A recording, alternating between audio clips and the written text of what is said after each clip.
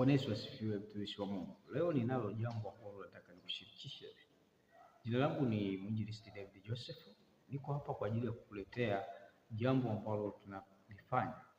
Ipo huduma ambayo inaitwa Youth Ministry.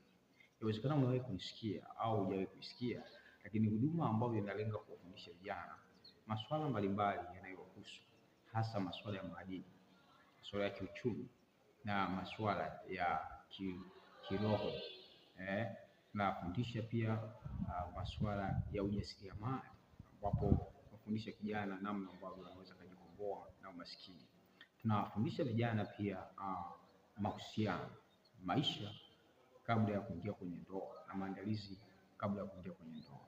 Haya ni mambo ambayo tunadili nayo sana kuyafundisha, lakini pia tunalenga pia kutoa sadaka kwa vijana mbalimbali ambao wanakuwa na mazingira magumu, hasa vijana yatima ambao wanakuwa wanahitaji msaada wa jamii kwa ajili ya kuweza kufika mbali.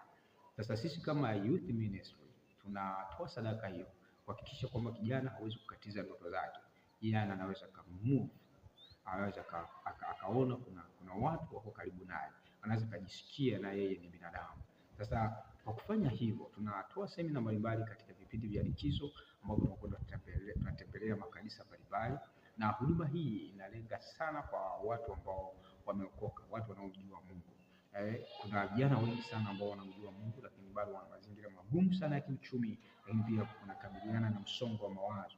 Tunasikia taarifa mbalimbali ya vijana ambao wengine wanaamua kuacha wokovu, haiwezekani kutokujua wokovu.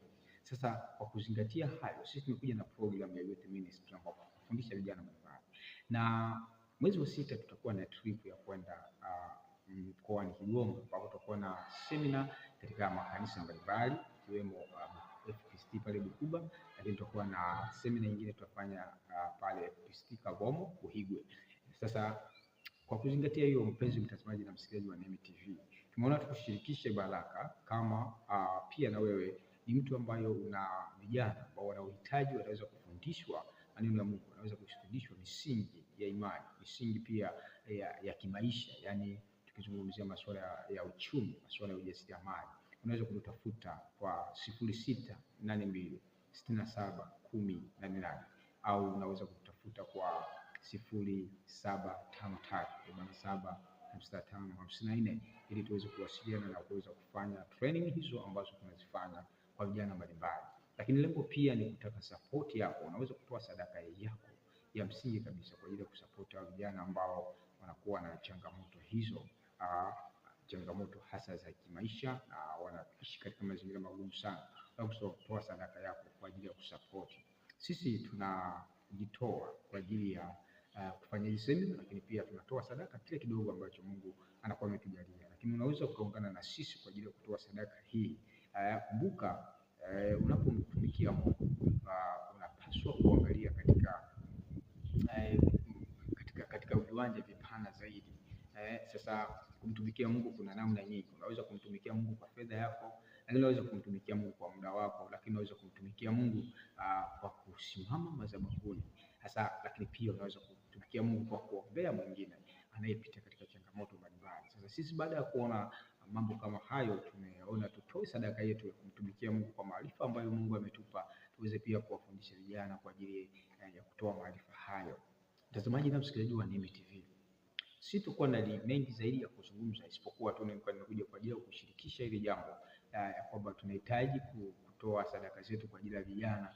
Ni kundi moja ambalo shetani analilenga sana kuhakikisha kwamba analiharibu kabisa, na ukumbuke shetani akiharibu kanisa, akiharibu vijana, ameharibu kanisa, kwa sababu huwa tunasema kwamba kijana ni taifa la kesho, lakini mimi nasema kijana ni kanisa la kesho. Kwa hiyo anapaswa kuangaliwa kwa jicho lingine kabisa, jicho tofauti, na ili tuweze kupata baba mzuri, tuweze kupata mama mzuri, na tuweze kupata watumishi wazuri, wachungaji wazuri, ni lazima tujiwekeze katika kuwafundisha wa vijana misingi ya kiroho, lakini pia maadili ya kiroho, ili hata dunia inapobadilika wasiweze kuyumba wala kutikisika. Tumeshuhudia kuna ndoa nyingi sana sasa hivi ambazo hazina mizizi imara, lakini ukija kuchunguza, ukiangalia, unajikuta kwamba vijana wengi wanaingia kwenye mahusiano sasa hivi wakiwa hawana maarifa ya kutosha, hawamjui Mungu na namna ambavyo wanaweza kumtumia katika mahusiano na katika katika ndoa zao, wengi wanaanza vibaya, na hii shetani amewini. Sasa ili hatuwezi kuendelea kunyamaza kama kanisa, ni lazima tuchukue hatua, tufike hatua tuweze kuhakikisha kwamba tunafundisha vijana misingi imara ya kimaadili, misingi imara ya kimahusiano, misingi imara ya kiuchumi.